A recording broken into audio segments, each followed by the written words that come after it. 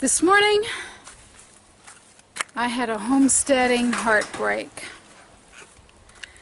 And it's going to serve as a really good visual lesson. Why you need to plant, if you want to be self-sufficient in food, why you need to plant twice as much as you think you need.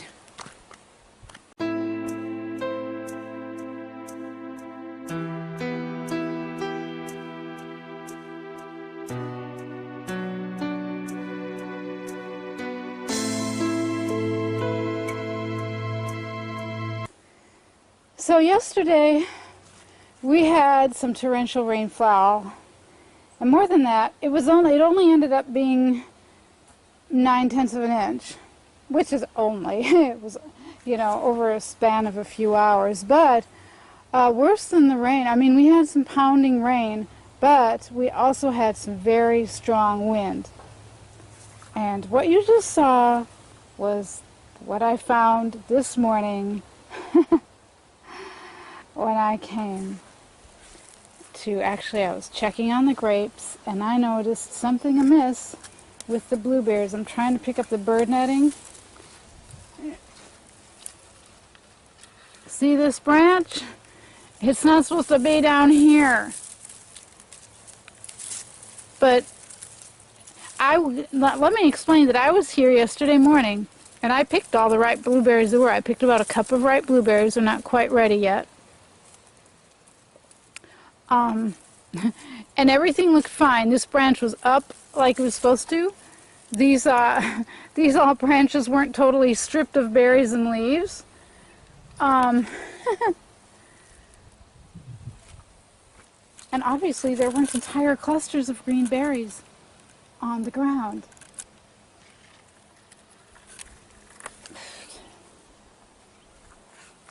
They weren't all green. I decided I would pick up the ones I would scavenge the ones that I could that were on the ground. So these are all the blue, the ones that looked like they were about to turn ripe. They're all still firm, so they're not sweet. Okay, they're not sweet yet. They're not, they're sweet when you can squeeze them and they have a give to them. So these are all going to be sour, but this is at least this is about a cup and a half of blueberries.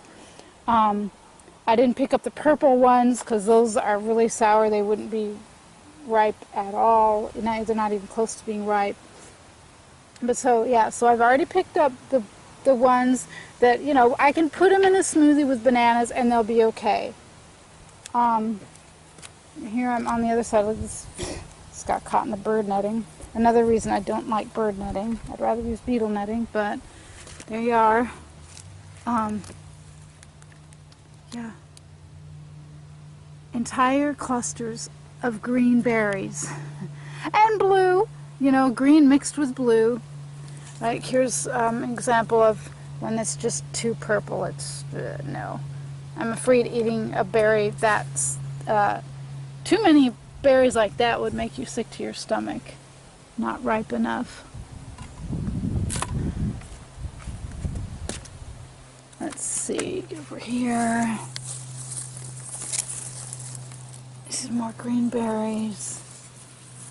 There didn't used to be this gap from the bird netting. The branches were almost, even though they were, here, let me see if I can get my hand there. There we go. I've lifted up the bird netting so I can do this. There should be branches this high all the way across. There was yesterday morning when I came and harvested blueberries. I told Jerry I think I've lost at least 10% of my crop. And this was going to be the most, this was going to be the biggest harvest of blueberries I've ever had. Under there. Now some of the blue blueberries you see under here, there's a rogue strawberry. It can't bear any, oh it does, this is the one with that. But this strawberry can't bear very much because it's in the shade. Oh wow, I missed a cluster over there with blueberries. Blueberries, I mean. Let me see if you can see me grab it. See, look at that. Now these are okay. I harvested probably at least half of the ripe blueberries from this little bush here yesterday. So these, actually these blue ones are probably pretty good to eat. I see another cluster I'll get after I make this video. Oh, so I was saying that some of the blue blueberries you see had already fallen. Some of them will just fall off. Either I don't pick them, they're ripe and they fall down, or they just fall down and then they start to rot. So, you know, that's the case with a lot of those. But look at all the green.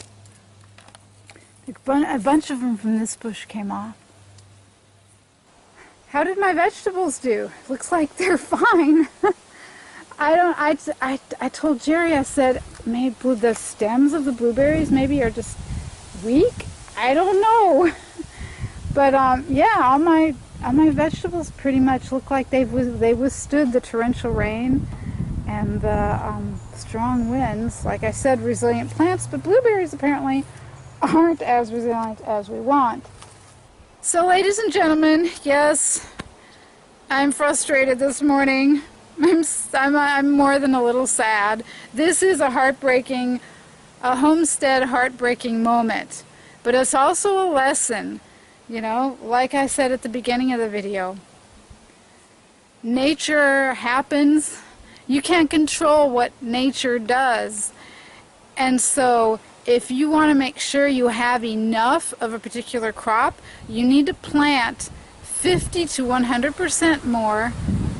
In case you didn't do well with math in high school, 100% is twice as much as, you know, so up to twice as much, maybe even more than what you think you're going to need. Because storms happen, pests happen. There you go. Alright, I got to take care of those two little clusters I just found while making this video. So, thanks a lot for watching. Learn vicariously through my experience because, you know, it's just hard. It's hard to learn from real life experience, but that's often what we need to do to get a lesson in our head, right? Yeah. Thank you for watching. I'll see you for the next video. Hopefully it'll be happier.